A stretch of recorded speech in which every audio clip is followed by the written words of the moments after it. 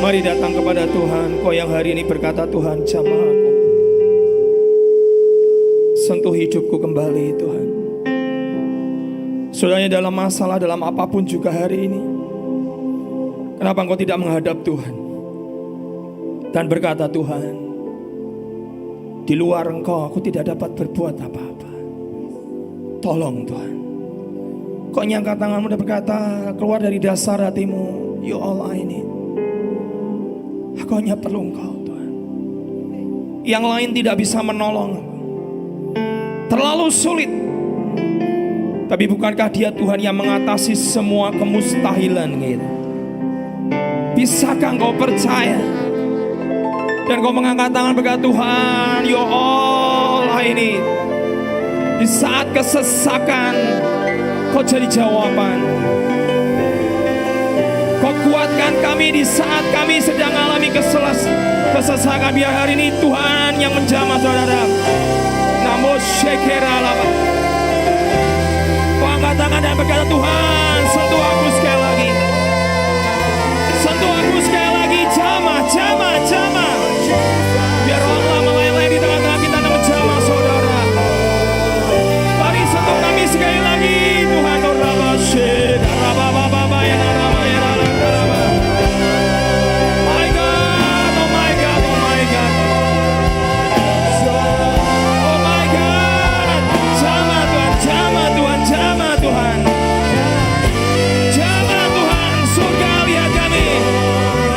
Surga lihat kami. Surga lihat kami. Ya Moshe Maraba. Ya Robo Shekera Mari sentuh, sentuh, sentuh. Sentuh, sentuh jamah umatmu. Maraba Shekera. Yes Lord, yes Lord, yes Lord.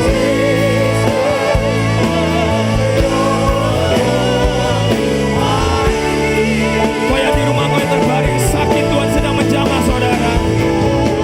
Angkat tanganmu berkata, all I need is you. Aku perlu engkau Tuhan. Aku perlu engkau Tuhan. Jesus, Jesus. Jesus, Jesus, Jesus, Jesus, Jesus. Aku hanya perlu engkau Tuhan. Yang di rumah saya tahu ada yang sakit, kau Tuhan sedang menjamah saudara.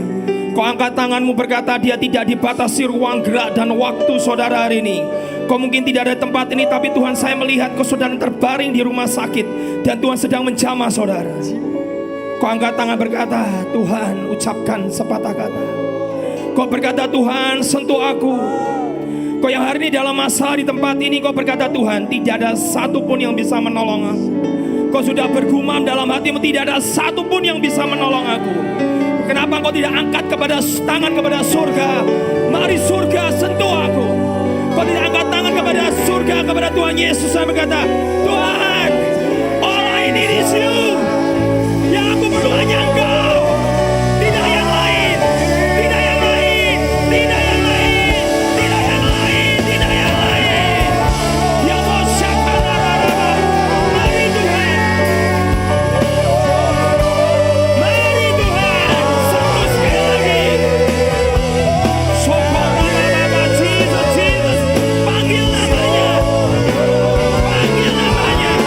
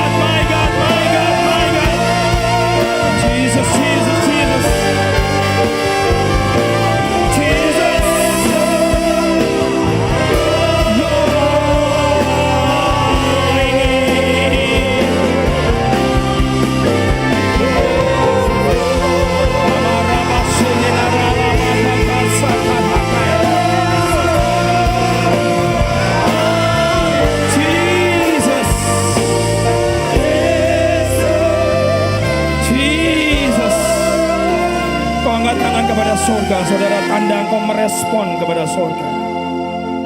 Kau angkat tanganmu, kau berkata, aku respon kepada surga. Tidak mungkin kau merespon kepada surga dan kau tidak mengangkat tangan, kau tanda-tanda menyerah kepada Tuhan. Manusia tidak terbatas. Manusia terbatas, tapi Tuhanmu tidak terbatas.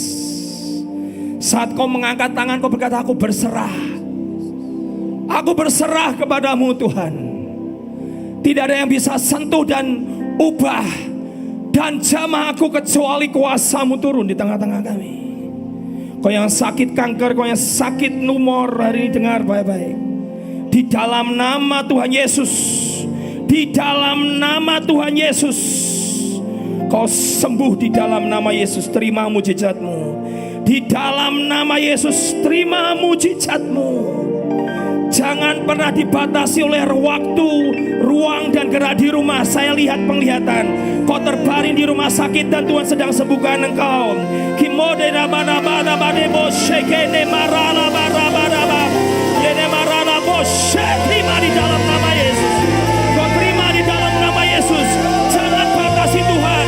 Jangan batasi Tuhan. Kau mati karena nama ayat Allah. My God, my God. Jangkau surga. Jangkau surga. Binaroboshe.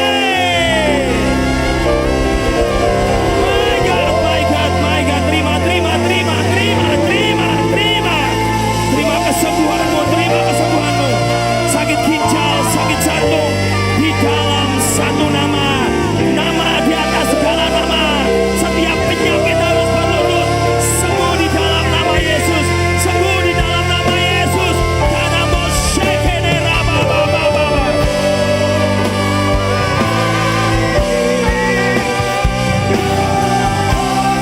My God, my God, my God, my God.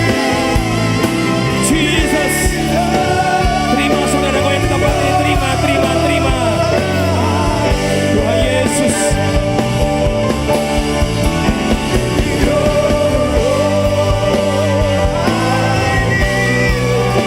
Tuhan Yesus.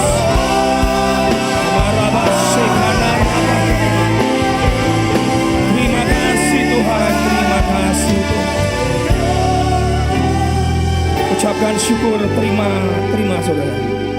Ucapan syukurmu adalah engkau percaya engkau sudah menerima.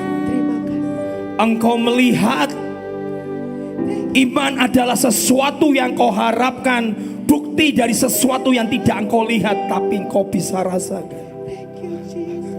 Kau ucapkan syukurmu, kau berkata terima kasih Tuhan.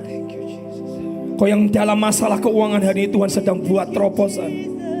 Kau yang sedang dalam hutang, Tuhan sedang akan buat sesuatu dengan hutang. Terima saudara. Orang Kristen cuma satu, percaya. If you can believe, kalau engkau bisa percaya, anything can happen. Semua bisa terjadi. Itulah iman kekristenan. The just shall live by faith. Orang benar hidup karena percayanya. Orang benar hidup karena iman dan percayanya. Terima, terima, terima, terima, terima, terima, terima, terima, terima. Terima, terima, terima, terima. Ada surga yang terbuka tengah-tengah kita. Ada surga yang terbuka tengah-tengah kita. Hutang lunas, penyakit disembuhkan. Terima, terima, terima, terima, terima. My God, my God. Terima. Ada engkau yang akan diangkat karirmu, pangkatmu. Respon pada surga, terima.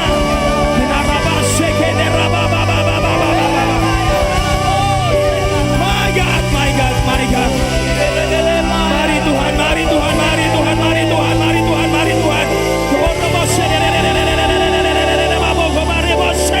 Terima, terima, terima, terima, terima, terima, terima, terima.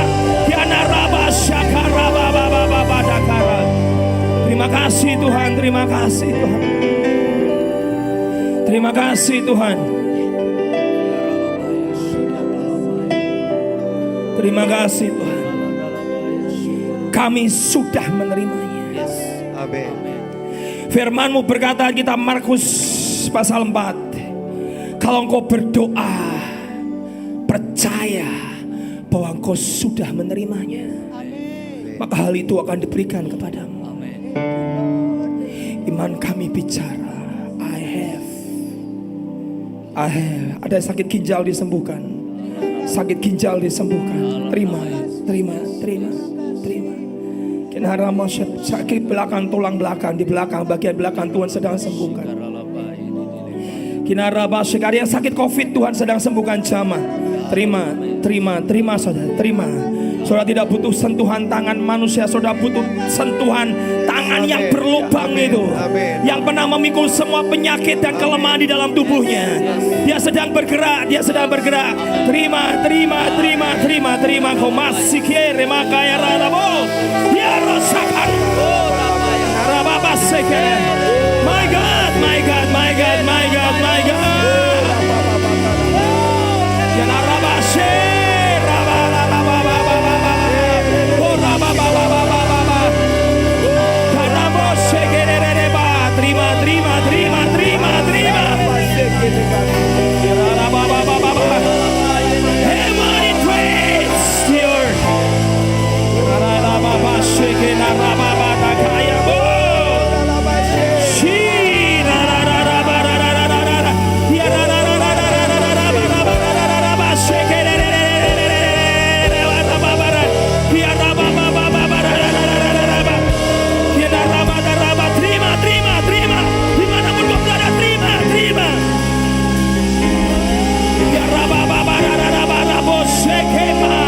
Terima saudara. My God. Terima kasih Tuhan ya Yesus. Terima kasih Tuhan Yesus. Terima kasih Tuhan Yesus. Terima kasih Tuhan Yesus. Terima kasih Tuhan Yesus. Terima kasih Tuhan. Terima kasih Tuhan. Saudara yang tidak pernah kau bersyukur atas semua yang Tuhan beri dalam hidup, mari kau bersyukur. Terima kasih Tuhan. Untuk semua yang kau perbuat dalam hidupku. Dia hanya mau berkata, berapa banyak nak apa yang perbuat dalam hidupmu. Mana yang 9, bukankah dia terima kesembuhan? Kenapa hanya satu orang kusta, orang Samaria, orang kafir ini yang kembali dan mengucap syukur? Kau yang di sini, berapa banyak perbuatanku dalam hidupmu, bisakah kau berkata, Tuhan, thank you. Kau hanya berkata, thank you Lord, terima kasih Tuhan. Di tengah badai sekalipun kau berkata, terima kasih Tuhan. Ucapan syukurmu menggerakkan surga. Ucapan syukurmu membuka tingkap langit dan mencurahkan berkat. Ucapan syukurmu berkata, Tuhan, thank you. Terima kasih Tuhan. Kau angkat tangan berkata, Tuhan, terima kasih Tuhan. Terima kasih. Terima kasih Tuhan. Ucapkan syukur saudara. Keluar dari mulut, dari hatimu berkata, terima kasih Tuhan. Aku bukan seperti 9 orang kusta yang tidak tahu diri. Aku adalah satu orang kusta yang goyim, yang kafir, yang najis, yang berkata, yang berlutut, thank you Jesus, my Jesus, thank you Lord. Terima kasih Tuhan untuk semua yang kau perbuat atas dalam hidupku. Tiada roba shekenera mana, my God, anything can happen. Sesuatu sedang terjadi. Sesuatu sedang terjadi.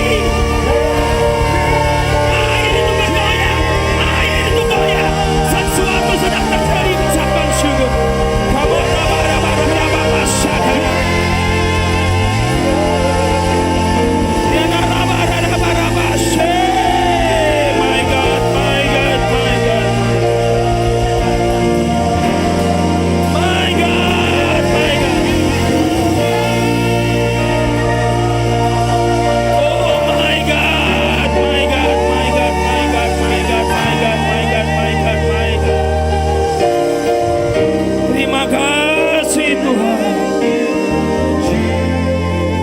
Terima kasih Tuhan Yesus.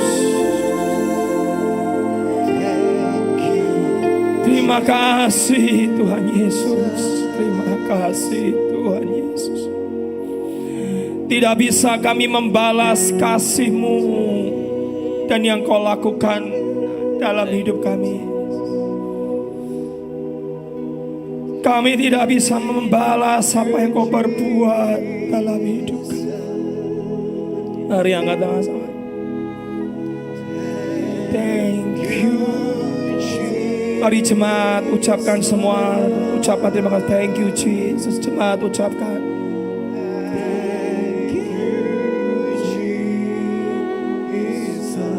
Untuk semua yang Tuhan lakukan dalam hidup kita.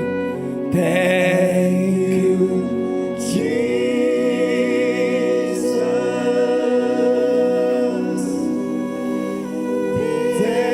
Thank you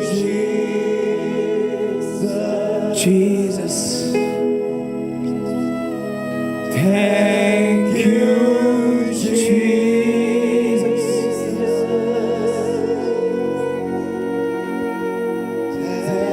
Terima kasih Tuhan. Thank you Lord.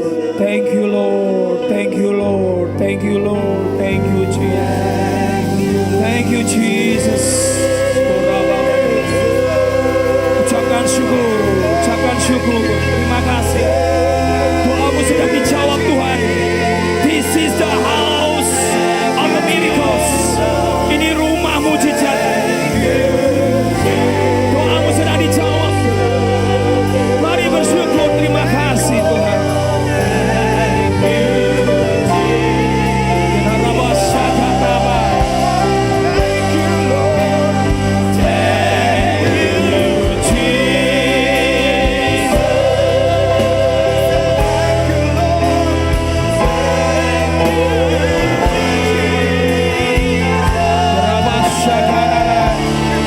Mari lebih naik lagi, lebih tinggi lagi. Datang kepada Tuhan. Ya surga menyerbu bumi. Mari angkat lagi. Take us to the higher. Come on. Thank you Jesus. My God.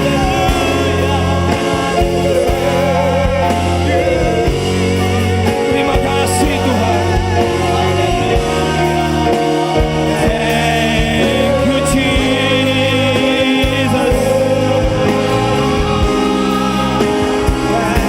Thank you Jesus. Hallelujah.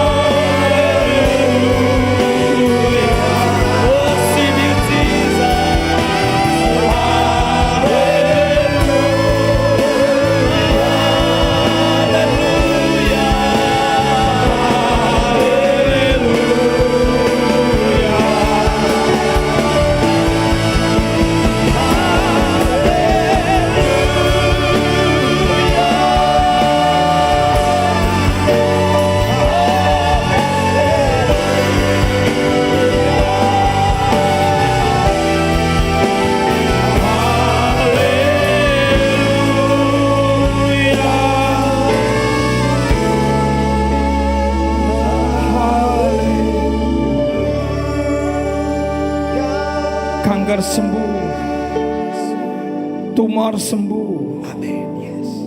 sakit jantung sembuh, Amin. Amin. ada terobosan dalam keuanganmu. Amin. Amin. Karena kami menyembah Allah yang hidup. Ginjal sembuh. Amin. Yes. Roh Allah sedang melayani di tengah kami. The power of the creation, Roh Allah yang menciptakan dari yang tidak ada menjadi ada. Amin.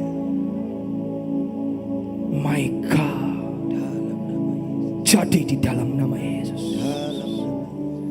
Let it be the light. Jadilah terang dan terang itu jadi. Amin. Jadilah sembuh dan kau sembuh. Amin. Dan kau mengalami terobosan dalam dirimu dalam keuangan. Amin. Keluarga-keluarga dipulihkan di Amin. dalam nama Yesus. Aku Amin. patahkan kalau ada orang yang mau bercerai, aku Dalam- patahkan semua roh perceraian. Dalam nama Yesus. Tuhan Dalam pulihkan keluargamu. dalam nama Tuhan Yesus. pulihkan Dalam keluargamu. nama Terima janji Tuhan. Ya Dalam Tuhan, nama Yesus. pulihkan keluargamu. Tidak tahu caranya bagaimana, Tuhan sedang pulihkan Dalam keluarga. nama Yesus. Ya, amin. Ramasakana ramana. Oh, rapatakara lapasa. Terima kasih Tuhan. Terima kasih Tuhan. Terima kasih untuk pagi hari ini kau bicara kepada kami.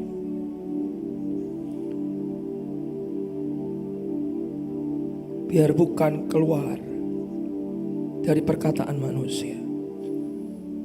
Karena hamba-Mu berkata Tuhan, di luar Engkau aku tidak dapat berbuat apa-apa. Roh-Mu yang melakukan dalam hidup hamba-Mu ini. Roh-Mu yang menciptakan dari yang tidak ada menjadi ada, yang gelap gulita kosong, dan Roh Allah itu yang memperbarui. The power of the creation, kuasa dari penciptaan itu ada di tengah-tengah kami. Kuasa penciptaan itu ada di tengah-tengah kami. Pribadi, bukan yang cuma kuasa, tapi pribadi itu di tengah-tengah kami. Oh my Jesus, my Jesus. Mari saudara, kau angkat tangan, biarkan rohnya menjamah saudara. Jangan terlalu terburu-buru kau di dalam hadirat Tuhan. Saudara tidak butuh saya, saudara butuh Tuhan. Saudara butuh Tuhan, dia rohnya sedang ada di tengah-tengah kita, dan dia sedang menghampiri saudara, dan dia sedang memberikan, mengerami dalam hidupmu.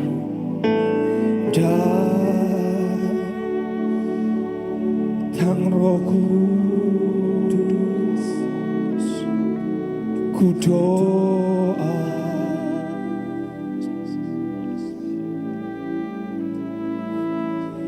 Roh yang manis dan lembut, mari datang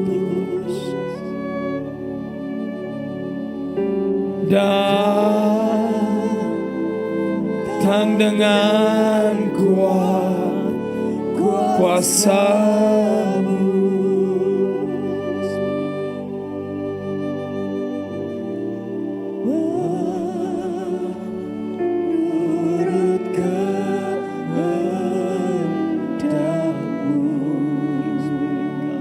Come Holy Spirit,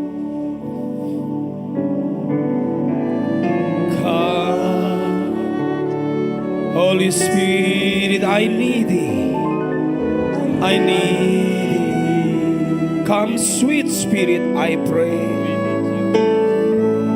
Come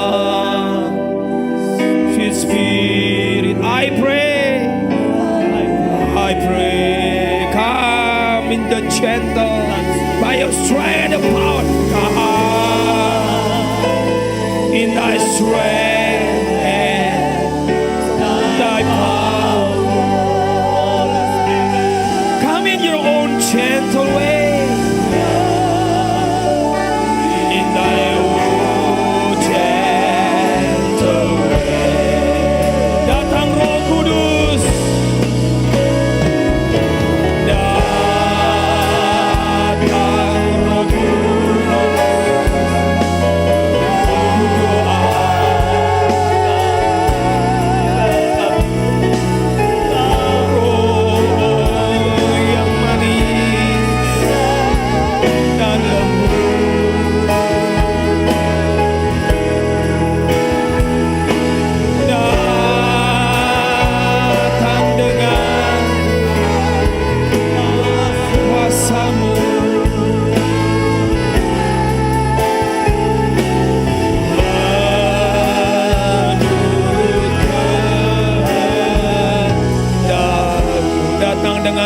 kuasa-Mu. Dan ucapkan dari hatimu, mari Roh Kudus datang dengan kuat kuasa. Jadilah kehendak-Mu dalam hidup kami. Menurut kehendak-Mu, datang dengan kuat kuasa-Mu.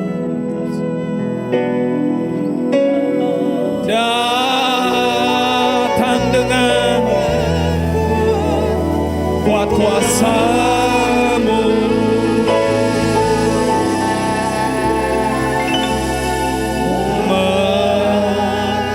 Menurut kehendak-Mu.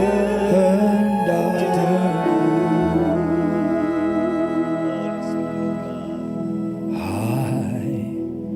believe in miracle. Aku percaya mujizat. I've seen.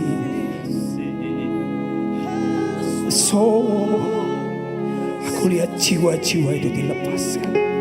Aku sedang mengalami terobosan miracles. Miracles. Come on. The genuine redeemed through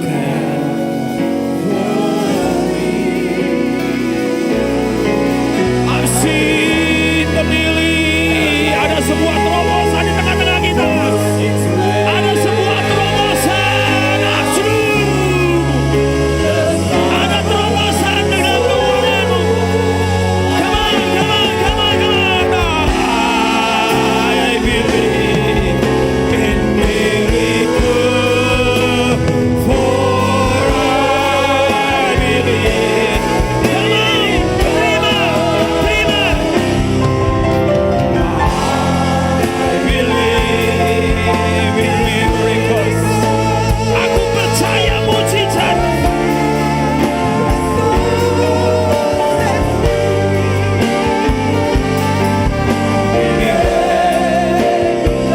Come on, the genuine redeemed through Calvary. I've seen the lily whose its way through the soul.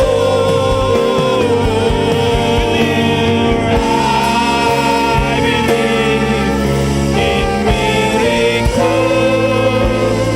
for I believe in God. I believe in miracles, for I believe in God. I believe in miracles, for katakan sekali lagi, aku percaya mujizatnya. Aku semakin percaya kepada Tuhan. I believe in miracles. I believe in miracles, for I believe in God. Berikan sorak-sorai, berikan pujian bagi Dia. I believe in miracles. I believe in you. I believe in God. Terima kasih Tuhan untuk mujizat di tengah-tengah kami. Terima kasih untuk kehadiran-Mu dan sentuhan-Mu dalam hidup kami. Terima kasih Tuhan. Sekarang bicara kepada umat yang Kau cintai, Kau sayangi, bicara sepatah kata. Dan kami percaya hidup kami tidak akan pernah sama lagi, karena Roh Allah di tengah-tengah kami. Semua yang percaya berkata, amin, amin. Setengah sudah dalam hadirat Tuhan. Saudara, begini kita nggak bisa predik. Karena Roh Allah itu seperti angin. Kita tidak tahu kapan dia masuk. Kita tidak tahu kapan dia keluar. Kalau saya tanya kepada saudara hari ini yang ada di tempat ini, apakah hari ini ada angin di tengah-tengah kita? Apakah saudara bisa lihat? Saudara berkata tidak bisa lihat, Pak. Tapi apakah ada angin atau oksigen di tengah-tengah? Ada, Pak, karena saya masih bernafas, betul? Roh Kudus sama. Dia masuk, dia keluar, saudara nggak tahu. tapi saudara bisa rasakan bahwa dia di tengah-tengah kita. Saudara tidak bisa lihat, tapi engkau bisa sentuh. Kau bisa rasakan seperti saudara menghirup oksigen dan menghirup udara hari ini. Saudara, saya percaya mari kita terus hidup bergantung kepada rohnya. Biar Tuhan mengalir dalam hidup saya untuk sampaikan apa yang Tuhan taruh di hati saya. Saya bisa sampaikan apa yang menjadi pesan Tuhan buat hidup saudara. Pada tahun 1900 ada seorang hamba Tuhan yang memiliki cucu yang kelima. Dan cucu itu bernama adalah Bill Johnson.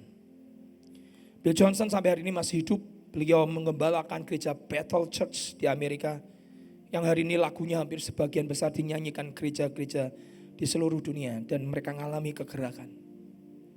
Tengah ibadah. Mereka semua berkata di tengah-tengah ada Roh Kudus di tengah-tengah kita. Tidak bisa engkau tentukan jam dan waktu. Tidak bisa engkau berkata di limit 10 menit, 30 menit, 45 menit, 1 jam selesai. Engkau membatasi kuasa Tuhan. Karena engkau tidak pernah berikan ruang buat dia bergerak dalam hidup. Dalam hidup kita sama. Seberapa besar kau berikan ruang buat rohnya itu bergerak dalam hidupmu. Seringkali kita memberikan ruang terlalu sempit buat rohnya bekerja. Karena engkau tidak pernah ngerti kapan dia datang dan kapan dia pergi. Dia bergerak seperti yang dia mau. Dan hari ini dan kemudian hamba Tuhan ini berkata kepada cucunya yang paling kecil bernama Bill Johnson. Beliau sekarang umurnya mungkin sekitar 60 atau 70, saya lupa. Dan dia berkata begini.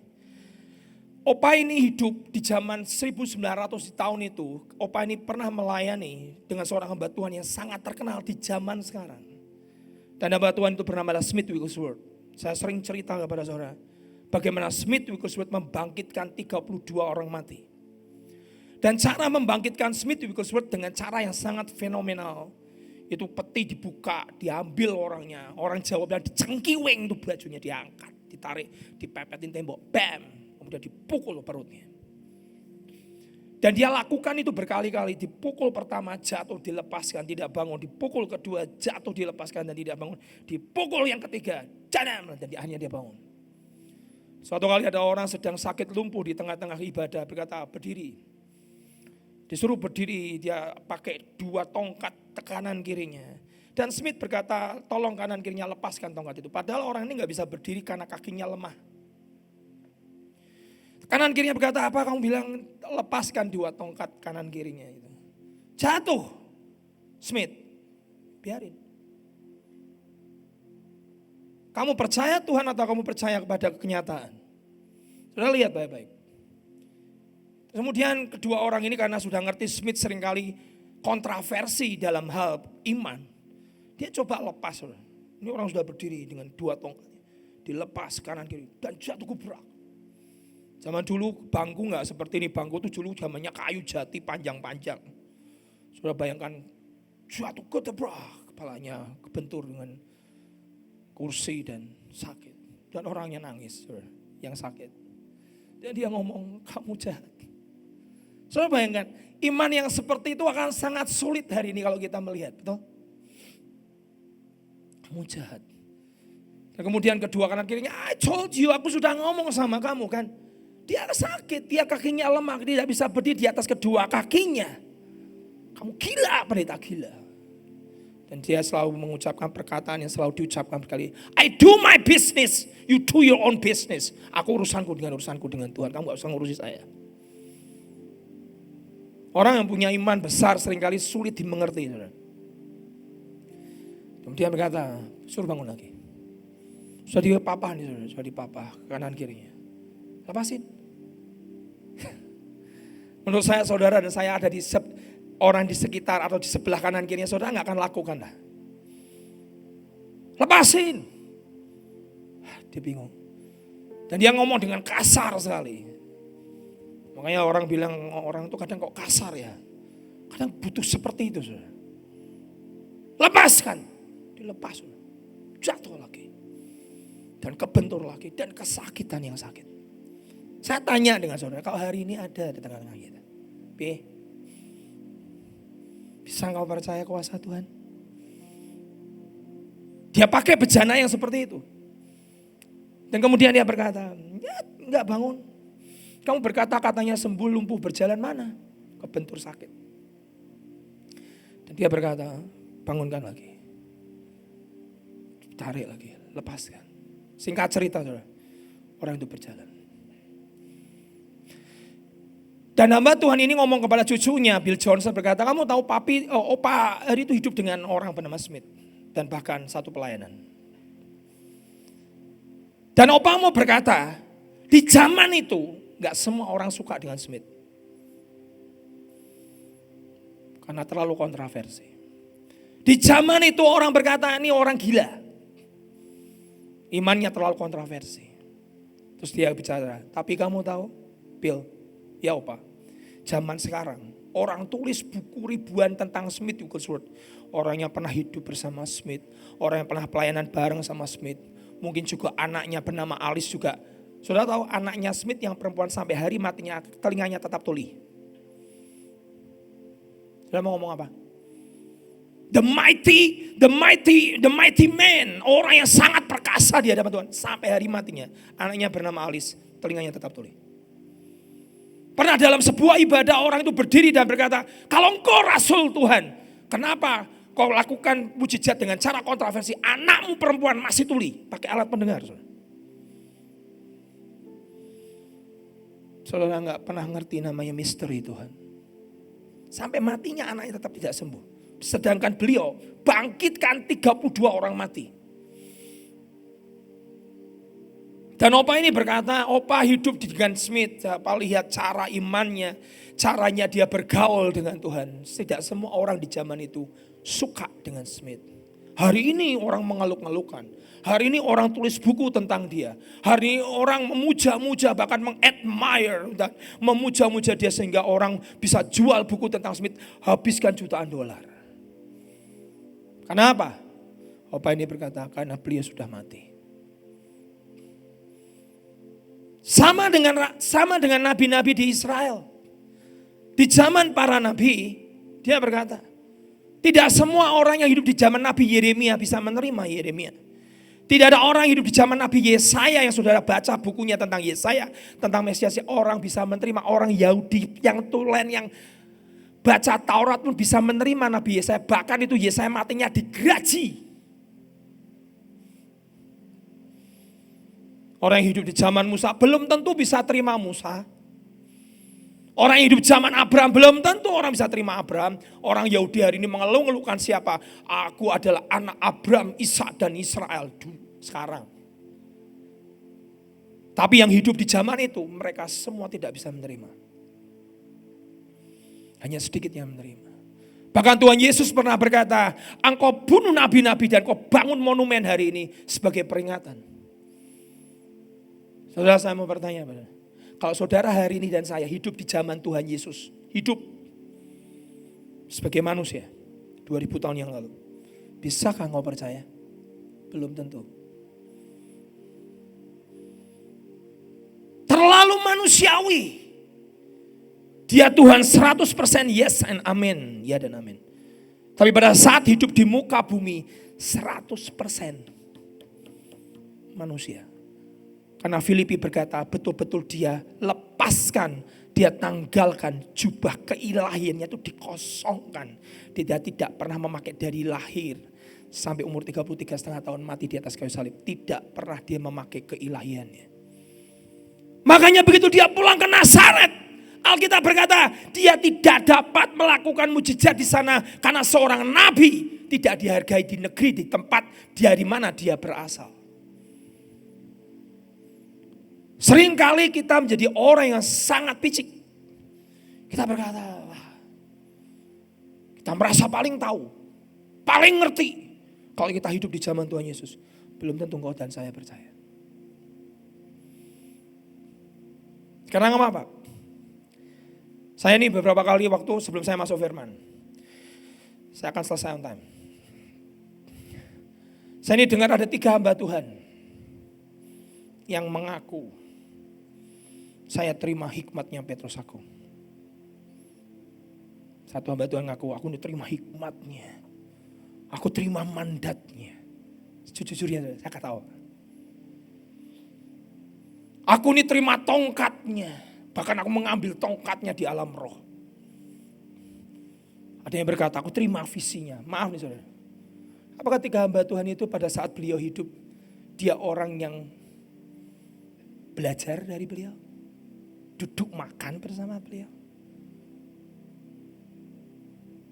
Padahal pengurapan itu turun kalau engkau tuh punya nyambung. Colokan tuh nyambung. Kalau saudara pakai colokan, saudara nggak bisa pakai charger iPad saya untuk pakai charger pakai Samsung, ini nggak bisa. Harus nyambung. Saya begitu dengar saya berkata, aku terima visinya, aku meneruskan visi dan mimpinya beliau. Maaf nih, duduk makan ya kagak pernah. Mungkin kau juga yang bicara tentang kawin dalam roh juga kamu. Omongan kakek ini benar. Selama dia hidup, orang tidak banyak yang percaya. Setelah dia mati, orang akan mencari dia. Seperti Smith Wigglesworth. Apa yang harus belajar kita Pak? Hari ini belajar. Saat rohnya datang, kau tidak pernah tahu. Ikut aja. Ngalir sama rohnya. Kata jangan padamkan roh itu, jangan putus aliran. Saya tahu kalau listrik itu, ini saya potong pakai gunting nih, kabel ini saya potong. Dem, ini speaker nggak akan bunyi. Kenapa? Saya putus aliran.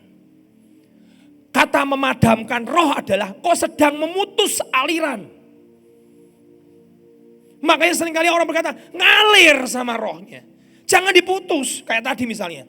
Kalau saya mau khotbah, saya tinggal khotbah aja. Tapi saya sedang memotong aliran rohnya yang sedang memberkati saudara. Saudara tidak butuh saya, saudara lebih butuh Tuhan daripada saya. Pada saat rohnya bergerak, kau jangan cuma mungkin kau angkat tangan. Kau gak pernah tahu anything can happen. Sesuatu sedang terjadi. Surga sedang nyerbu hidupmu. Tiba-tiba hutangmu lunas. Sakitmu sembuh. Kau gak pernah tahu. Pekerjaan siapa? Roh Kudus. Setiap kita belajar kenali pribadi Tuhan. Amin. Pribadi rohnya dia bergerak ke tempat di orang yang mengosongkan dirinya. Yang haus dan lapar, dia akan masuk dalam hidup saudara. Tapi kalau kau terlalu penuh dalammu dengan dunia ini, dengan semua pekerjaanmu, dengan pelayananmu, dengan pengalamanmu dengan Tuhan, rohnya seringkali tidak akan masuk. Dia hanya mencari empty vessel, bejana yang kosong. Mari kita mulai khotbah. Buka saudara di kitab. Sebelum saya masuk firman, waktu lalu saya khotbah tentang pray and obey. Berdoa dan taat. Itu adalah salah satu dimensi Tuhan. Tentang doa dan taat. Tapi saya tidak akan bahas itu lagi. Bagaimana saya cerita apa Pastor Paul Yonggicho seperti apa. Tapi saya mau masuk poin yang kedua. Yang tadi saya berkata, mengerami. Banyak orang Kristen tidak ngerti namanya mengerami. Arti kata mengerami itu seperti induk ayam mengerami telur. Seperti inkubasi. Saudara kalau ketemu orang sakit COVID langsung gitu tidak langsung sakit. Kalau nggak langsung sakit kenapa Pak? Inkubasi dulu. Berapa lama? 3 hari. Setelah 3 hari ketemu sama orang COVID, kok sakit nggak? Kalau kau tidak sakit berarti kau nggak tertular. Tapi pertama kali ketemu nggak langsung tertular. Virus itu akan inkubasi. Virus itu akan mengerami. Virus itu akan mengandung. Dan ternyata ayat di kitab Kejadian 1, ayat 1-2 berkata, pada mulanya Allah menciptakan langit dan bumi. Di ayat yang kedua berkata, bumi belum berbentuk dan kosong. Bumi belum berbentuk dan kosong. Itu bukan sifat Tuhan. Karena sifat Tuhan adalah sifatnya yang sempurna. Kalau dia ciptakan bumi pasti berbentuk. Dan pasti tidak kosong dan tidak gelap. Gulita menutupi samudera raya dan roh Allah melayang-layang. Roh Allah mengerami. Seperti induk ayam mengerami telur. Seperti ibu yang hamil mengandung. Itu mengerami. Istrimu lagi apa? Lagi hamil. Istrimu lagi apa? Lagi mengandung. Itu sedang mengerami bayi yang ada di perutnya. Butuh berapa lama? 9 bulan. Kalau nggak salah 2 minggu. 9 bulan 1 minggu. Untuk anak itu bisa dilahirkan. Lah Pak saya nggak mau. Saya maunya istri saya mengandung itu cuma 1 bulan. Kemudian saya keluarkan. Kok aborsi namanya. Perkara Tuhan harus dierami. Kenapa doamu belum dijawab? Abraham menunggu 30 tahun. Kok nggak bisa baru 1 tahun, kok nggak keluar-keluar Pak? Janji firman-Nya, karena kau sedang mengerami. Yusuf butuh waktu 13 tahun mengeram mimpinya. Dia sudah lihat bahwa semua berkas-berkas kakaknya akan semua sujud menyembah berkasnya. Dia sudah melihat bintang, dia sudah melihat bulan dan matahari sujud menyembah dia. Dia lihat papa mamanya sujud kepadanya. Itu sudah dilihat kapan? Dia sudah lihat pada saat dia umur 17 tahun. Kapan janji itu terjadi? Umur 30 tahun. Berapa lama dia mengandung perkara rohani dari Tuhan? 13 tahun. Siapa lagi yang ngerami Pak? Daud. Pada saat Nabi Samuel berkata, roh Tuhan turun atasnya. Dia kalahkan Goliat. Dan Samuel berkata, the next king. Ini raja berikutnya setelah Saul. Dia tunggu berapa lama?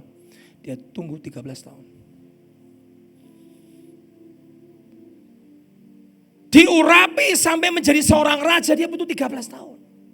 Pak, kok orang itu hidupnya gak mujizat demi mujizat, saudara tahu? Hidupnya pada masa mudanya, dia mengerami banyak perkara rohani. Dia mengerami banyak, dia banyak berdoa. Pak, bagaimana orang bisa mengerami? Saudara ngerti bagaimana orang bisa mengandung? Intim. Betul kan? Hubungan intim. Kalau kau punya hubungan intim dengan Tuhan, kau sedang mengalami perkara-perkara yang dari Tuhan. Kalau kau gak pernah punya waktu intim dengan Tuhan, kau tidak mengandung apa-apa, kosong. Dokter berkata ini bayinya kandungannya kosong, gak ada isinya. Sudah tahu? Itu Tuhan sedang ngasih gambaran ke kita. Semakin banyak kau spend time dengan Tuhan, kau masuk dalam hadirat Tuhan, engkau berdoa, engkau sedang makan firman, kau baca firman, kau berdoa, kau sedang mengandung sebuah visi Tuhan, mimpi Tuhan, kau sedang mengeram. Berapa lama Pak? Tergantung ramanmu apa. Oh, raman saya adalah perkara-perkara seperti manusia Pak, lahir ya 9 bulan 2 minggu. Oh, yang kamu kandung adalah hiu. Hiu kalau ngeram berapa lama? 3 tahun mengandung. Oh saya Pak, perkara saya dalam diri saya adalah gajah. Gajah kalau hamil dia butuh waktu 2 tahun. Baru bisa lahir. Orang Kristen maunya shortcut. Tuhan tidak pernah shortcut. Tuhan selalu tidak pernah terlalu cepat dan tidak pernah terlambat. Tuhan tuh cinta proses. Sekarang ada uang gampang tuh. Ada crazy rich kan. Atau kalau saya ketemu sama teman Jakarta, cerita. Kerjaan saya ini kok, wah sekarang anak muda zaman sekarang di Jakarta tidak mau pekerja keras, itu gak mau. Banting tulang, mereka maunya di belakang laptop atau di belakang aplikasi kerja Pak. Kenapa? Kayaknya cepet. Saya sudah ketemu 2 orang, satunya adalah ahli keuangan Indonesia. Ngomong, orang sekarang Pak, cari anak muda untuk kerja keras. Gak ada yang mau. Carinya apa? Isi money, uang gampang. Waktu dia cerita begitu saya cuma diam. Karena dia lagi promosi. Kemudian tiba-tiba saya berkata gini, Tuhan gak gitu. Alkitab juga gak ngajar begitu. Kalau mau shortcut sebetulnya gampang. Tuhan Yesus pada saat setan berkata, seluruh dunia telah diserahkan kepadaku. Sama Adam pertama. Dan aku berhak memberikan kepada siapa saja yang aku mau. Satu aja Tuhan Yesus. Apa? Sujud sembahku. Itu shortcut. Gak perlu jalan salib. Gak perlu digebukin sampai luka-luka semua. Gak perlu sampai mukanya tidak ketahuan. Gak perlu diludahi, diinjek-injek, dirobek, ditelanjangi. Gak perlu. Tidak perlu 3,5 tahun sampai melakukan semua itu. Gak perlu. Gampang kok. Ini kan mulai pelayanan kau. Masuk padang gurun. Nyembah aku aja. Bumi aku serahkan padamu. Saya tanya, Tuhanmu pilih jalan pintas?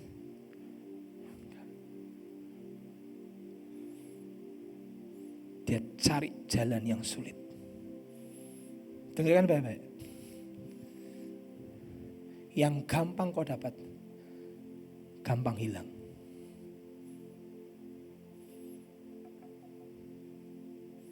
Ayatnya Pak, yuk saya tak loncat aja sudah. Lihat Amsal. Amsal 13. Ayat yang ke-11. Harta yang cepat diperoleh akan berkurang.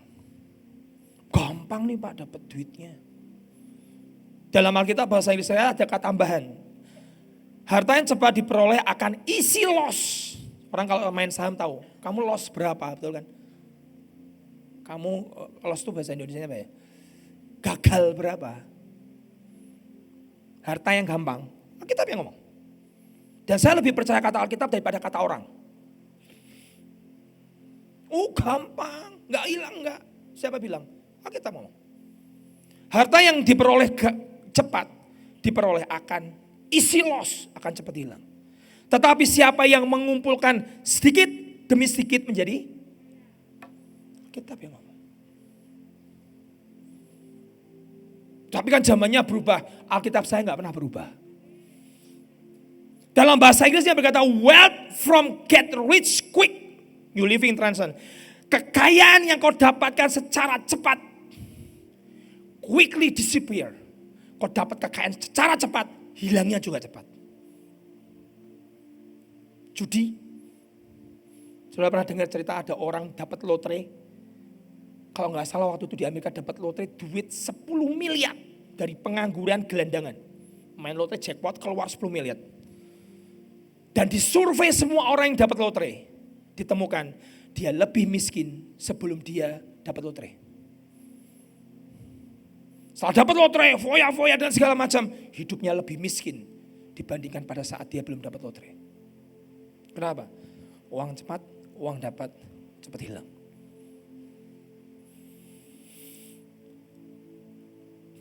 Tapi Alkitab berkata di New Living Translation, wealth from hard work. Tapi orang yang kerja keras akan bertambah dan semakin kaya.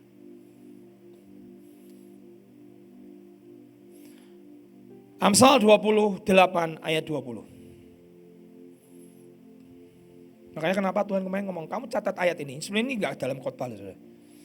Sudah biarin aja, saya ngalir aja. Amsal 28, 20. Orang yang dapat dipercaya, kata dipercaya juga artinya faithful, setia. Amsal 28, 20. Mendapat apa? Banyak berkat. Saudara mau ingin dapat banyak berkat, kau harus bisa dipercaya dan setia. Dengan yang Tuhan taruh di tanganmu hari ini, Pak kecil gak masalah. Kalau Tuhan berkata aku percaya sama kamu, dia tinggal diberkati. Kalau yang kecil aja gak setia, yang kecil aja gak bisa dipercaya, mana bisa dikasih yang besar. Orang yang dapat dipercaya faithful mendapat banyak berkat, tetapi orang yang ingin cepat menjadi kaya, tidak, bahasanya keras, tidak akan luput dari hukuman. Ingin cepat kaya itu bahaya. Akar dari segala kejahatan. Kisah Rasul dulu, Kisah Rasul 2 ayat 22. Kisah Rasul 2 ayat 22. Yang aku maksudkan ialah Yesus dari Nazaret. Tidak ada yang baik keluar dari Nazaret, kata Nathanael. Mungkin hari ini Nazaret seperti Bronx, Brooklyn, lahirnya Mike Tyson di sana. Tempat yang gelap, gangster, pelacuran. Itu di daerah-daerah gelap di Amerika, di New York, daerah namanya Brooklyn. Dan Tuhan Yesus Alkitab berkata, Kisah Rasul 2 ayat 22, tidak pernah ngomong Yesus dari Bethlehem, enggak ada. Orang hari ini mengenal judul filmnya apa? Yesus dari Nazaret, betul kan? Enggak pernah Yesus dari Bethlehem kan? Padahal lahirnya di mana? Bethlehem. Nazaret tempat Tuhan Yesus apa? Tempat Tuhan Yesus dibesarkan. Lahirnya Bethlehem, numpang sebentar, lari ke Mesir, dibesarkan di Nazaret. Dan hari ini dunia mengenal, dia disebut sebagai Yesus dari Nazaret. Dan Alkitab berkata Natanael, tidak ada yang baik keluar dari Nazaret. Kalau engkau merasa apa, enggak ada yang baik dalam diriku. Tuhan Yesus dikenal juga dari Nazaret kok, tenang aja. Dia mengubah kutuk jadi berkat. Terus, seorang telah ditentukan, Alkitab berkata, oleh Allah yang dinyatakan kepadamu dengan kekuatan-kekuatan dan mujizat-mujizat. Yang dari Nazaret, yang tidak ada apa-apanya, yang tidak ada yang baik keluar dari Nazaret. Alkitab menentukan untuk keluar kekuatan-kekuatan dan mujizat-mujizat dan tanda-tanda yang dilakukan oleh Allah. Dengan perantaraan dia di tengah-tengah kamu seperti yang kamu tahu. Jadi Tuhan Yesus itu dipenuhi dengan kekuatan, mujizat dan kuasa bukan karena ilahinya. Saya kemarin tanya sama teman-teman di pastoral. Manusia itu bisa sempurna enggak? Bapak langsung gini-gini. Tidak, Pak. Kalau manusia tidak bisa sempurna, kenapa ayatnya Matius berkata, hendaklah engkau sempurna seperti Bapakku di surga adalah sempurna. Pak Audi nih, dia punya kekuatan ngangkat ini. Pak Audi tolong angkat speakernya. Oh, diangkat ya.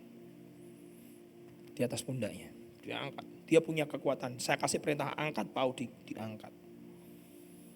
Tiba-tiba anak sekolah minggu umur 5 tahun, saya ngomong, angkat. Mungkin gak? Gak mungkin. Tuhan tidak mungkin ngasih perintah kalau kita tidak bisa. Kalau firman-Nya berkata, hendaklah engkau sempurna seperti Bapamu di surga adalah sempurna. Bisa gak? Oh, bingung semua. Bisa.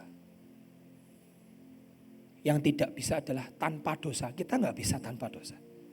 Kita manusia berdosa, betul? Tapi sempurna. Seperti Bapamu di surga adalah sempurna. Mungkin nggak? Mungkin. Contohnya Pak, Henok. Hilang, right. Dia berjalan dengan Tuhan 365 tahun dan hilang. Saking apa? Sempurna. Oh Pak, kesempurnaan itu adalah milik Tuhan. Sudah ingat kata-kata itu? Sebetulnya kata-kata itu mau berkata, ya kita ini gak apa-apa. Salah terus tuh gak apa-apa. Karena kesempurnaan itu milik Tuhan. Salah. Saya mau tunjukkan sesuatu firman di sini. Kisah Rasul 10:38. Lihat baik-baik. Saya mau masuk ke poin yang langsung ke-7. Dari 7 poin saya langsung loncat ke 7. Yesus dari Nazaret diulangi lagi. Kisah Rasul 10:37. Karena Tuhan mau bilang, gak ada yang baik dari Nazaret. Tapi Yesus lahir, tapi Yesus dikenal dari Nazaret. Jadi gak usah takut kok dari lahir dari keadaan keluarga seperti apa. Anak haram, anak tidak diharapkan. Kok lahir keadaan keluarga yang bangkrut, keadaan keluarga yang tidak baik. Gak peduli, Tuhanmu juga dikenal dari Nazaret. Oke, dan hari ini fenomenal Tuhan kita. Oke. Bagaimana Allah mengurapi dia dengan Roh Kudus. Kata mengurapi itu diolesi. Itu minyak dioles ke kepala. Tuhan Yesus diurapi dengan Roh Kudus dengan kuat kuasa. Dia yang berjalan keliling sambil berbuat baik dan menyembuhkan semua orang yang dikuasai iblis. Sebab Allah menyertai dia. Loh, dia kan tuh Gusti Allah loh. Kok disertai? Tuhan Yesus kan Tuhan loh. Kok disertai? Yang saya cerita tadi, pada saat dia hidup di muka bumi, dia total 100% manusia.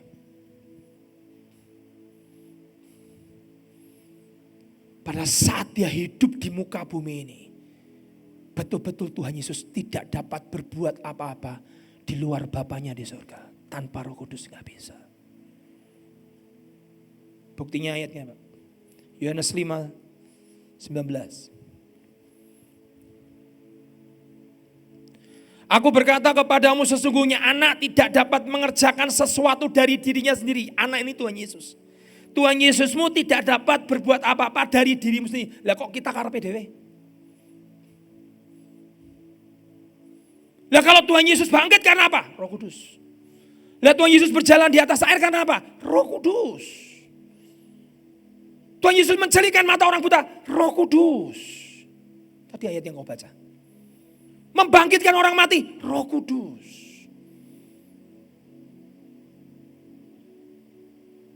Menjelikan orang yang buta, Roh Kudus. 38 tahun lumpuh, karena apa? Roh Kudus. Diurapi dengan kuat kuasa. Tuhan Yesus mau kasih apa? Lihat nak, manusia murni di muka bumi yang hidup bergantung total dengan Roh Kudus. Engkau bisa lakukan perkara seperti yang aku lakukan, kata Tuhan Yesus. Bahkan lebih besar.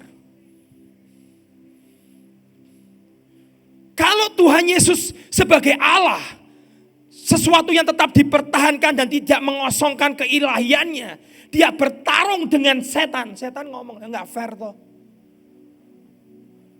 Gusti Allah kok ngelawan saya, ciptaan setan. Ya saya salah, kalah tuh. Betul? Lucifer berkata, oh dia Mike Tyson kok ngelawan kelas bulu. Ya sekali pukul geletak tuh. Betul? Tapi Tuhanmu mengosongkan diri. Lihat ayatnya di Filipi. Lihat Filipi pasal 2. Ayat 5-7. Hendaklah kamu di dalam hidupmu bersama menaruh pikiran dan perasaan yang terdapat juga dalam Kristus Yesus. Yang walaupun dalam rupa Allah tidak menganggap kesetaranya dengan Allah itu sebagai milik yang harus dipertahankan. Dia Gusti Allah.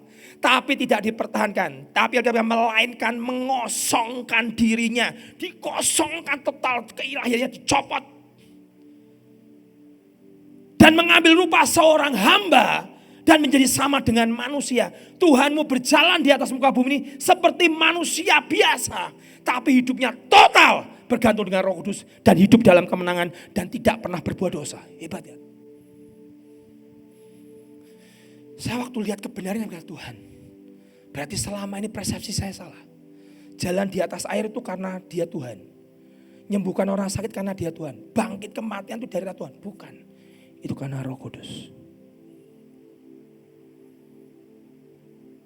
Kalau ayatnya berkata di kitab Yohanes kembali kita berkata, anak tidak dapat berbuat apa-apa dari dirinya sendiri. Yohanes 5:19. Kata tidak dapat mengerjakan sesuatu dari dikata tidak dapat mengerjakan, artinya dalam bahasa Yunani adalah anak itu nihil, anak itu nol, anak itu kosong, tidak bisa berbuat apa-apa. Sudah kan? Tuhan tidak dapat berbuat apa-apa, kosong, nihil, nol dari dirinya sendiri.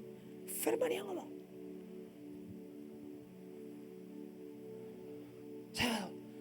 Makanya kalau kita harus nyontoh Tuhan. Karena dia betul-betul manusia. Bapa berkata, kamu harus kalahkan setan dengan pribadi manusia. Karena manusia pertama sudah menyerahkan kekuasaan kepada setan. Harus manusia kedua, Adam yang kedua mengalahkan setan. Pakai tubuh manusia. Makanya setan datang, kau kan anak Allah. Ubah dong batu jadi roti. Dia pancing keilahiannya. Dia berkata, ayo cepat ubah batu jadi roti, ubah. Saya dulu berpikir kalau Tuhan ngubah batu jadi roti apa yang terjadi? Saudara, kiamat. Kita gak ada yang percaya, kita gak ada yang selamat. Kenapa? Keilahiannya kepancing. Manusia hari ini banyak kepancing ya. Tuhanmu punya pengendalian diri. Ubah batu jadi roti. Dia ngajar, manusia bukan hidup dari roti, tapi dari setiap firman yang keluar dari mulut Allah. Dia ngajari manusia pakai firman. Kau kan anak Allah, jatuhkan dirimu dari bumbungan bait Allah. Nanti malaikat menopang kau.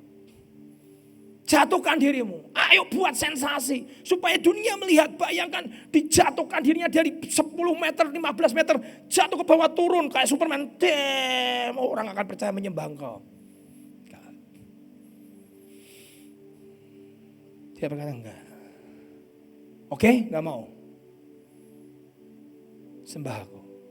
Seluruhnya akan kuberikan kepadamu. Tuhan ngomong ini, enggak ada shortcut. Enggak ada jalan pintas. Adanya apa? Jalan salib.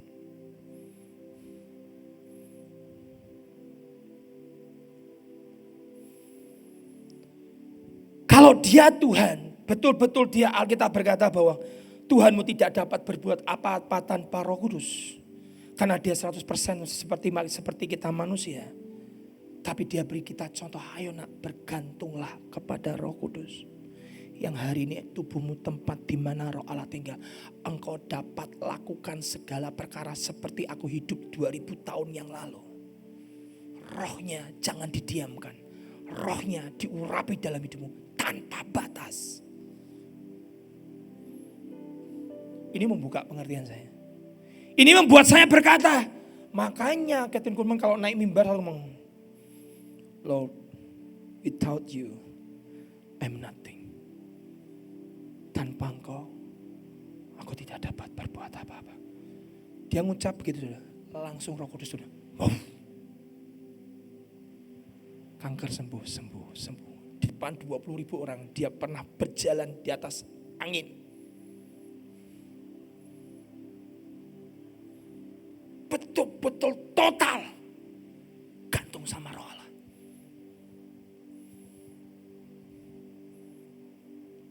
Hari ini saya mau berkata, ada dimensi keempat yang kau harus tahu. Bahwa anak tidak dapat berbuat sesuatu dari dirinya sendiri. Tuhanmu. Betul-betul apa yang dia lihat bapaknya kerjakan, itu yang dia lakukan. Makanya begitu Maria berkata, nah mereka kehabisan anggur. Waktuku belum tiba, Ibu. Kalau Bapak nggak direct, kalau Bapak nggak perintah, kalau Bapak tidak bicara, aku nggak bisa berbuat sesuatu dari diriku sendiri, nggak bisa. Aku harus dipimpin oleh Roh Allah. Dari sini saya berkata, Tuhan, Engkau rendah hati. Keilahianmu tidak pernah kau pakai. Kau betul-betul menjadi manusia dan memanggil rupa hamba. Dan kau hanya bergantung pada Roh Kudus. Hidup kita harus seperti Tuhan Yesus.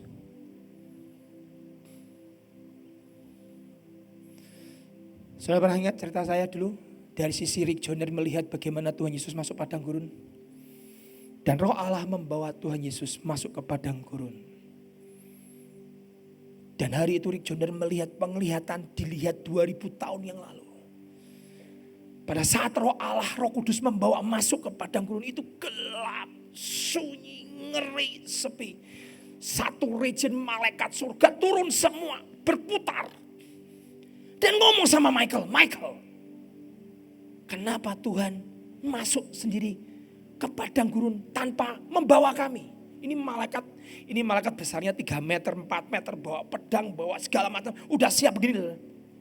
Ngomong satu perintah. Tuhan ngomong sama kita. Bantai itu setan. Tak bantai. Michael ngomong apa? Malaikat Mikael. We are not in order. Kita tidak dalam perintah. Terus ngapain? Suruh lihat.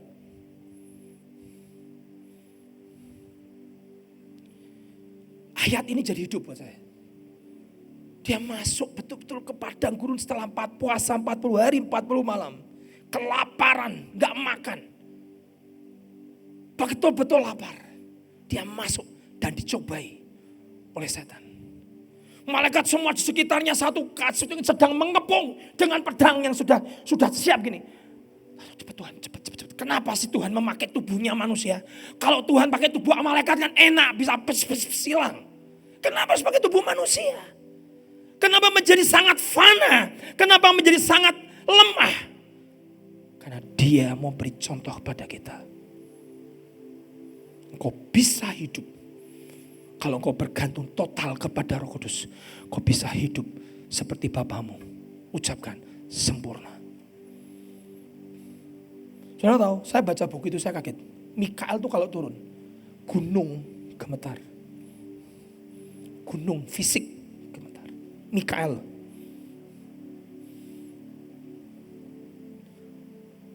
Dan dia tetap manusia. Dan Mikael ketemu Tuhan Yesus. Hormat komandan. Ada order. No Michael. Stay. Diam di tempat. Tunggu aku. Wah. Rendah hati. Masuk. Begitu Tuhan Yesus kalahkan dengan firman. Keluar dari gurun. Semua malaikat berkata, wow. Dia betul-betul lemah lembut. Dan rendah hati. Semua aplaus. Hebat. Keilahiannya tidak dimunculkan sedikit pun. Belajar. Tidak ada shortcut jalan pintas. otoritas, nggak ada. Jalan salib. Jalani. Dia Tuhan tetap akan menyertai saudara.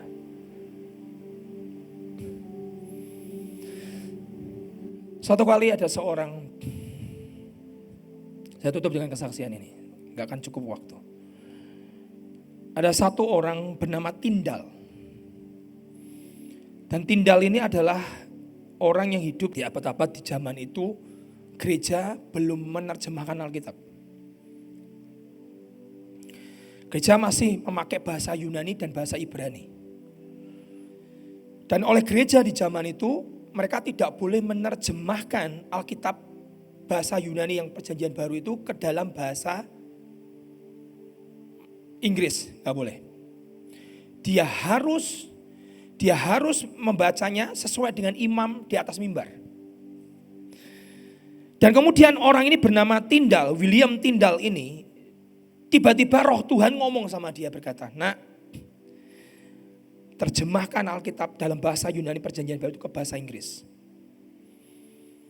Dan kemudian William Tindal yang disebut sebagai Bapak Alkitab bahasa Inggris menerjemahkan. Dia terjemahkan, dia pergi dulu ke gereja sebagai otoritas yang paling utama. Dia berkata, "Bapak gereja, saya mau menerjemahkan Alkitab dalam bahasa Yunani dan Ibrani ke dalam bahasa Inggris." Dan otoritas gereja hari itu berkata, "Tidak boleh."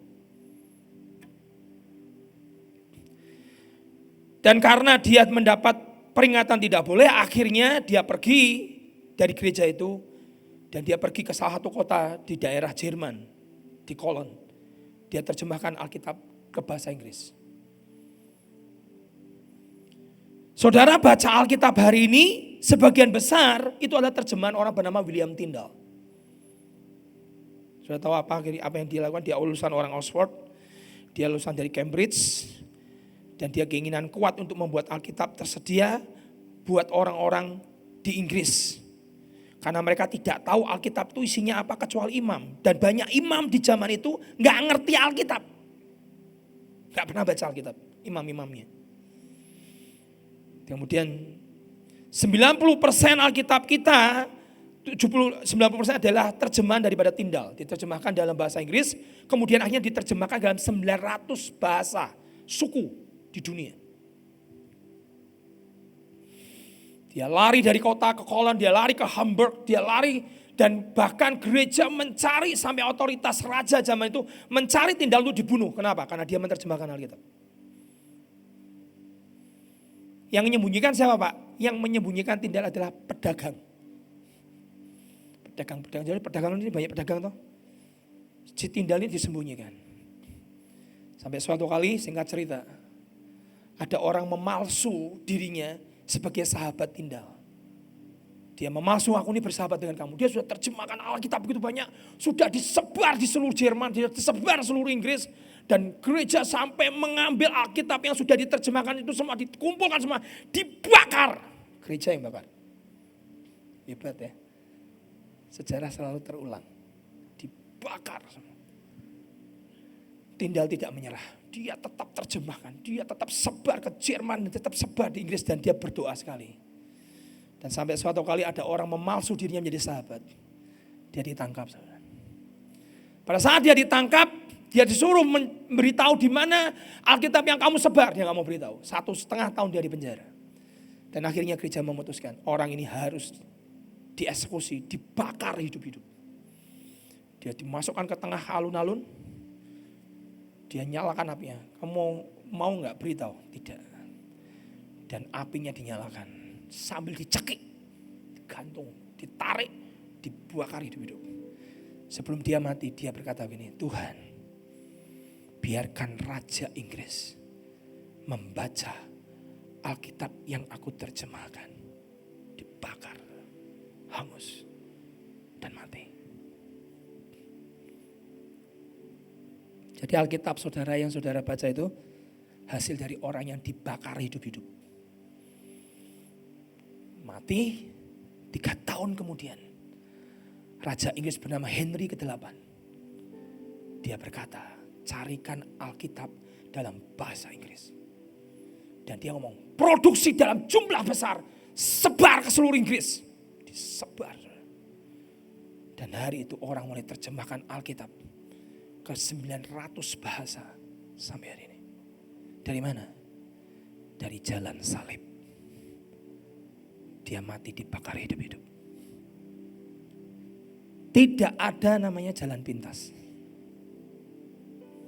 Orang harus berani jalan ikut Tuhan. Dan beresiko apapun yang terjadi. Kau harus berkata, aku ikut Engkau Tuhan. Amin. Tuhanmu memberi contoh. Dia tidak pernah berkata, sembah setan. Enggak. Aku harus lewati salib. Aku harus lewati jalan penderitaan. Tapi aku akan tetap kuat bersama dengan Dia. Amin. Mari kita berdoa datang kepada Tuhan.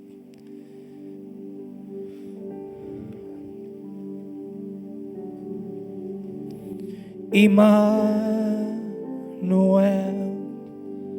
Allah, mari semua bangkit berdiri. Besertaku,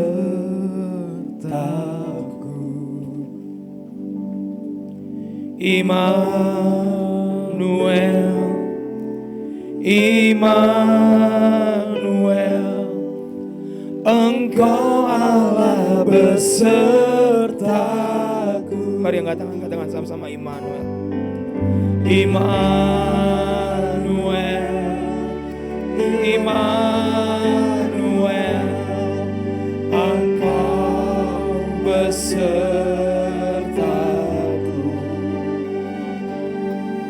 Immanuel, Immanuel,